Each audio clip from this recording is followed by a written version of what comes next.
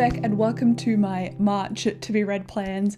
Honestly, for March, I've got a couple of new releases and then I just kind of threw the rest in based on my mood right now because February was a bit of a mishmash and I'm hoping that March is a little bit more successful. Plus, I've got a random number generator pick, which I'll do last. So that includes my audiobooks TBR and the physical TBR you see on the shelf behind me. So I will start with the new releases. There are two of them. The first one is The Witch's Guide to Magical Innkeeping, which is out, I believe, on the 6th of March. I've pre-ordered this on Audible.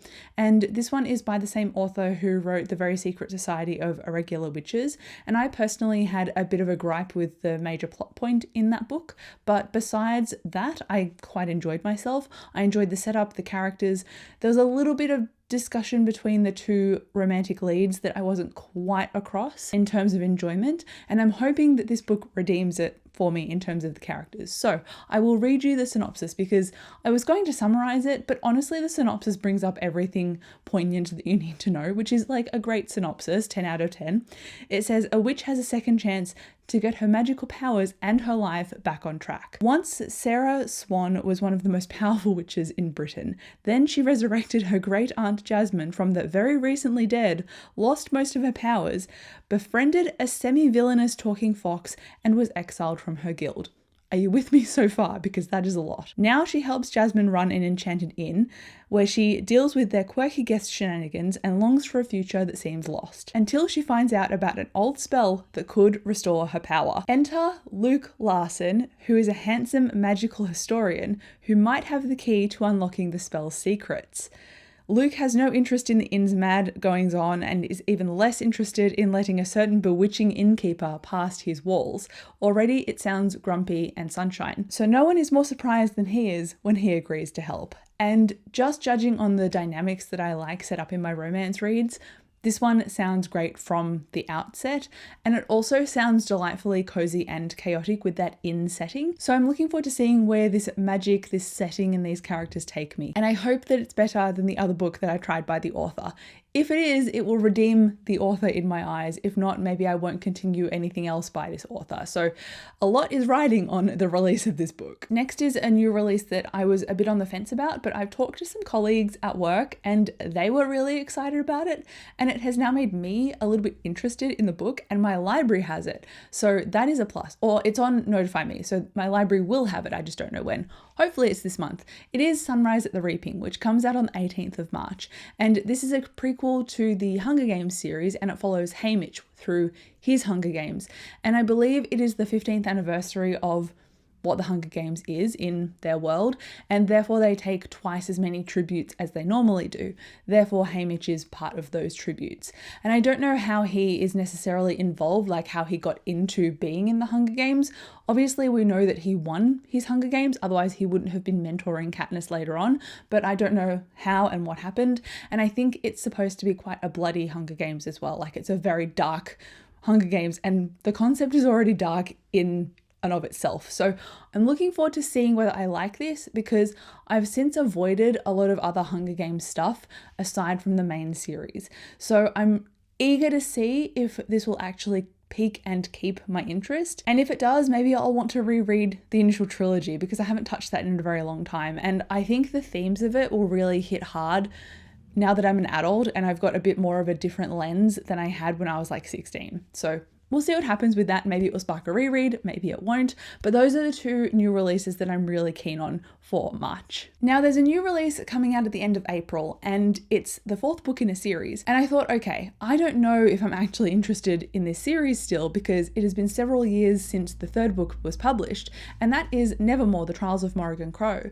And this is a middle grade magical series, and it follows Morrigan Crow, and she's got a curse on her that means that I think she's going to die at a certain point in her childhood, and she also brings bad luck to everybody that she's around. So her adoptive or her biological family are really nasty to her, so is where she lives, and she gets spirited away by this magician, and he's a legitimate magician. He can actually do magic. He spirits her away to the land of Nevermore, where she attends school, where there is magic just rife in this world, and she really gets a second chance at finding a found family and having people who care about her and friends that also care about her.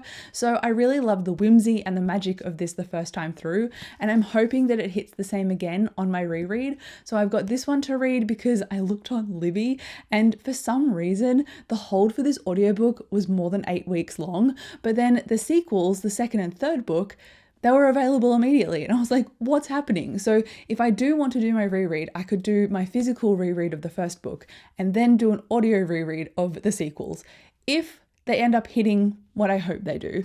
So that is my plan for this series, because Silverborn is the book that comes out in April, at the end of April, I think the 25th.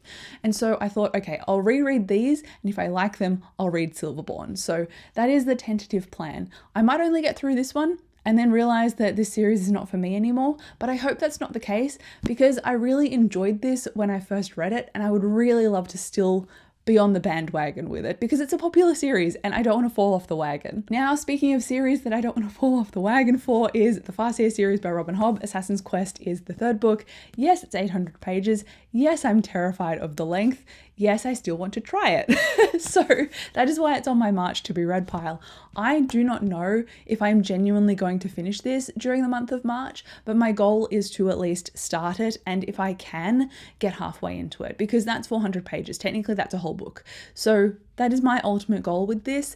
This series, if you've seen it around, because Robin Hobb's books are pretty timeless, it follows Fitz, and he is the bastard son of the royal line, so chivalry sired him outside of the royal line, and therefore he's got almost a target on his back, because he can't leave the castle of Buckkeep, because he'll either be killed and tortured or used against the current crown. So the crown take him under their wing and they train him up for their own purposes, but because of that, he doesn't have a lot of his own agency, and he really has to function as a piece on the playing board of what the crown need from him, and sometimes his interests align with his duty and other times they don't. So I really loved seeing the development of him through the first two books, and all of the side characters too. Everyone in this world feels real. It feels like I can easily walk through this setting because it's so beautifully built. So it just feels like a fully fleshed out world with fully fleshed out characters and intentions, and I just love the insidiousness that's amongst this series. When the characters are unlikable, they are so unlikable, and it's done so well. So I'm really looking forward to this. I've been thinking about it for a couple of weeks since I finished the second book and going, I really want to continue. So I think it is the right time to continue. And now it's time for my random number generator pick. And I want to read one of these books during March, but I'm going to see if my number generator treats me kindly. If it doesn't, I'll have 2 extra books on this to be read pile. Nonetheless, I want to choose one of the 8 books here. So that includes the physical books, like I said earlier, and the audiobooks. I've got them written on a little post-it note. So when the number generator picks out the number, I can then count off which one it will fall onto. So let's do this. It looks like it picked 5, so I will count out 5 books on my TBR. Oh boy. This is a Why Choose romance. It's a fantasy romance as well, and it's about Alexis Hurt, who she says isn't a hero, and she certainly isn't a god. She is a survivor. Can you tell I'm a little bit anxious about starting this book? It says, but when a test grants her admittance to the Spartan War Academy, Alexis will have to do more than survive to graduate. While unyielding gladiators Achilles and Petro hone her into a warrior, her professors, the 2 brooding heirs to the underworld, haunt her steps and her thoughts. And this was initially a book that I was quite excited about because it was related to the Olympian gods, and I love that lore, but I also got really worried about it because I've since seen it described as TikTok brain rot, and I thought, oh great, you can kind of get a sense of the writing from the synopsis, but I know that a different part of the publishing house writes the synopsis and the author writes the book that then is obviously edited. So I'm kind of trying to take it with a grain of salt that the author didn't write the synopsis, so we'll see what happens, because I think I might end up starting this maybe in a reading vlog and showing you how much I dislike it, because I'm really worried that I'm gonna hate it. I do like reverse harem or polyamorous romance, and I'm hoping that the why choose aspect of this romance with the female character, and I think these 2 male characters that are mentioned in the synopsis, I'm hoping that it's healthy. If it's not, and it's almost pitting them against each other, and it's potentially cheating or forcing them to do things that they're not, super into, if consent is a bit funny or blurred, I'm really picky with my white shoes romance or reverse harem romance. So I'm hoping that I get to a point where I can read about that, but maybe I'll start it and end up putting it down. But anyway, that is obviously not the book that I said I wanted to pick from my to be read pile. So I'll show you the other one that I wanted to read. And that is The Foxglove King, which is a necromancy dark fantasy as well. And it's also adult. Initially, I thought it was young adult. I'm not sure why. It says Law has been living by her wits since she was a child, running poisons for the cartel that took her in, avoiding the attention of the law, and keeping her affinity for death magic a secret, because mortem is a rare and illicit commodity, and using it could mean death.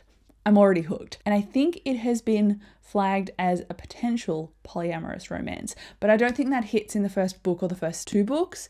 I think the third book is coming out this year. I'm not sure when though. So it is a perfect time to pick this up if the third book is coming out, and I'm looking forward to giving it a try. However, after all of the other books on this to be read video, I don't know how long I'm going to have for timing my physical reads because I'm not reading as fast as I'm hoping I will. And with the Robin Hobb book, that could get quite intimidating. So I've got these physically to read, plus any new releases on audio, although I am filming this with the last week of February left. So if I finish my current read, maybe I can start my Robin Hobb book a little bit early and get a bit of a head start. But I'm not really confident that can happen. I'm always optimistic and then I end up not being able to stick to what I initially planned. But hopefully I can get to these in the month of March. Let me know down below if you also have an ambitious reading stack, because I usually read 5 to 7 books a month, and this might just be pushing it, or I might just clock in at being able to read them. I'm not really sure yet, but thank you so much for watching this video. Like, comment, subscribe if you enjoyed. Come chat to me below in the comments. Thank you again for watching, and I'll see you in my next video. Bye.